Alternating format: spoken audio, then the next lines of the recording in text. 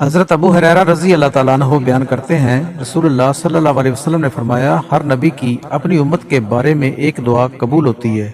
بس ہر نبی نے دعا کرنے میں جلدی کی، جبکہ میں نے اپنی دعا کو اپنی امت کی شفاعت کے لیے روز قیامت کے لیے چھپا رکھا ہے، اور وہ شفاعت انشاءاللہ ہر اس شخص کو پہنچے گی جو اس حال میں فوت ہوا ہوگا کہ اس نے اللہ کے ساتھ کسی کو شریک نہیں ٹھہرایا ہوگا۔ مسلم اور بخاری کے روایات اس سے مختصر ہے۔ حضرت ابو ہریرہ رضی اللہ تعالیٰ عنہ بیان کرتے ہیں، رسول اللہ صلی اللہ علیہ وسلم نے فرمایا، اے اللہ، میں نے تجھ سے ایک عہد لیا ہے، بے شک جس کا تو خلاف نہیں کرے گا۔ میں ایک انسان ہوں، میں نے جس کسی مومن کو اذیت پہنچائی ہو، میں نے اسے برا بھلا کہا ہو، لان تان کی ہو، اسے مارا ہو، اس اذیت کو اس کے لیے باعث رحمت طہارت اور باعث قربت بنا دے، اور روز قیامت اس قربت کی وجہ سے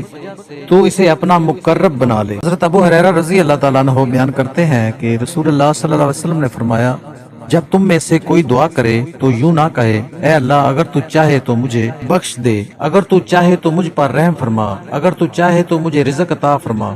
بلکہ اسے چاہیے کہ وہ پورے عزم کے ساتھ دعا کرے، کیونکہ وہ جیسے چاہے کرتا ہے، اسے کوئی مجبور کرنے والا نہیں۔